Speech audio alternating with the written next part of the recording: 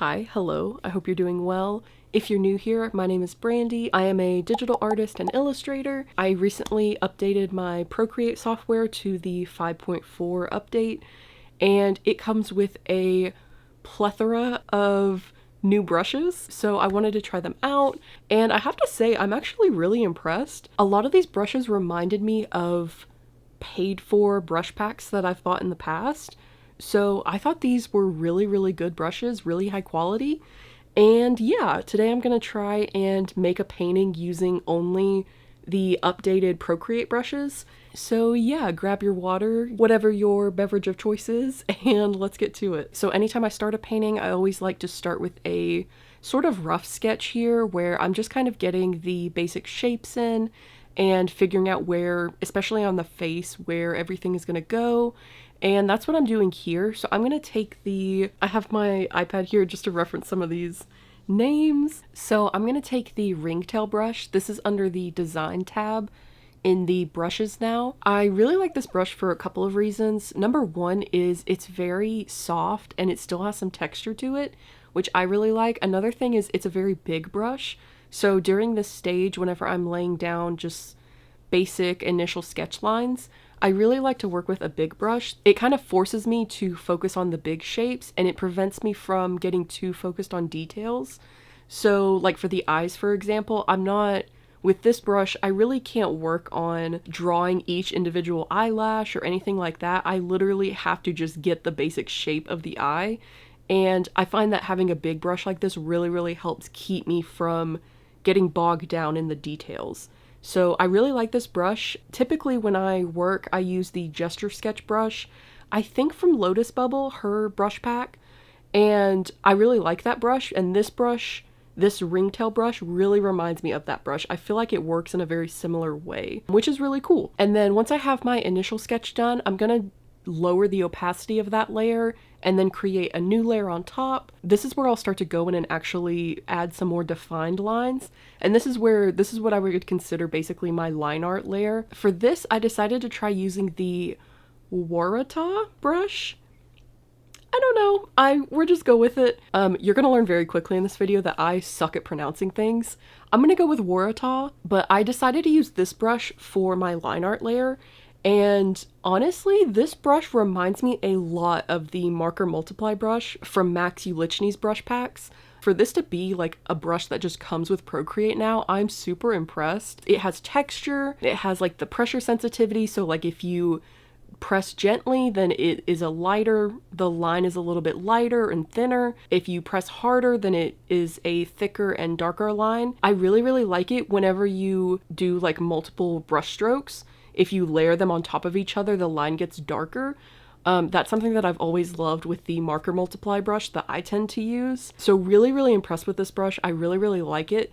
The one thing that I kind of didn't like about this brush is that you'll see as I'm drawing, I have the brush size turned all the way up. I wish I could make this brush even bigger because I had it turned all the way up and I was still just like, I wish I could make this brush bigger. As I was working, I tend to increase my brush size as I get away from the focal point. So that was kind of a bummer that I couldn't increase the size at all of that. But yeah, other than that though, I would say this was a very good brush. The only other thing I would say about this brush is I also felt like it wasn't as sharp as I would like it to be. I felt like I don't know if it's the taper of the brush or like what, but something about it it couldn't get really sharp lines, which was a little disappointing. But basically my workaround for this while I was sketching was to just take my eraser and like the eyelashes, for example, I would just take my eraser and just kind of create a sharp line by just erasing around the edges of some of the dull lines. And this helped get me that sharper look that I wanted. So yeah, another brush that also to get that sharper look, what I ended up doing, this was later on in the process, but I also used the Inveresque brush. That one is under the pens tab. Later on in the process, basically during my rendering stage, I actually take that Inveresque brush and go over some of these areas where I want a really sharp edge.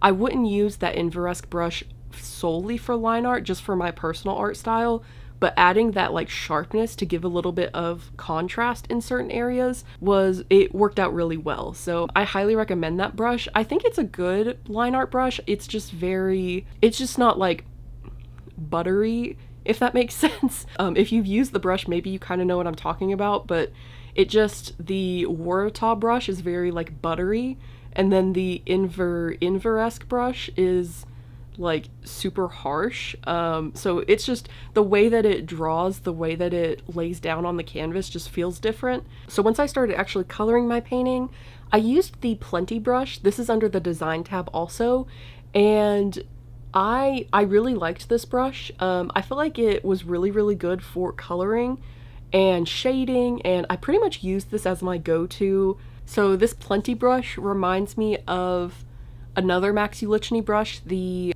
Gouache Clean brush. It works very similar. I think the Gouache Clean might have a little bit more texture maybe. It's been a while since I've used that brush, so maybe I'm wrong on that, but they feel very similar. And I really, really liked using it actually. I felt like you could get pretty good crisp lines if you wanted to, but you could also get kind of soft blurry lines if you wanted to. Really, really good brush. I highly recommend, especially for rendering. I thought it worked really, really well. Yeah, I don't have a lot to complain about with that brush, honestly. Like a lot of these brushes, to be honest, I will probably start using in my workflow a little bit. If nothing else, just to like try something different. But a lot of them reminded me of brushes that I currently use. So I think it's kind of cool to use, basic brushes that come with Procreate. I mean, because I know a lot of people ask me what brushes I use while I work. Sometimes I feel kind of guilty like using brushes from a bunch of different brush packs, because I know not everybody can afford to get those brushes. And so I would love to have options that are available to everybody like that. So if you already have Procreate, you don't have to buy extra brush packs to get these brushes. I don't know that I'll use these brushes all the time, but I do think I will use them more often and add them sort of into my workflow sometimes just to try it, like just to try something different. And also that way, if somebody wants an alternative brush, I can recommend these brushes and be like, hey, this brush, is very similar to what I usually use. So I think that's I think that's really cool. As far as like texture brushes, the only brush I saved a couple into my like testing folder because I thought I would end up using them. I really didn't end up using that many texture brushes. I did use the Miena brush. I used that on the face a little bit. I didn't use that too much. The other brush, I did use the Olive brush. I really like that brush also. I was very hesitant to use some of these texture brushes. Some of them work a little bit weird. I wasn't really used to brushes that it's almost like it takes the color underneath with it. Some of the brushes are like that, so you kind of have to be careful because I wasn't really used to brushes like that. I don't typically work with brushes like that. I'm interested in the watercolor brushes that they've added. I haven't worked with those at all, so I'll have to like kind of test them and see how I like them. But I think those might be really interesting. So as far as texture brushes, I really only used the Olive brush.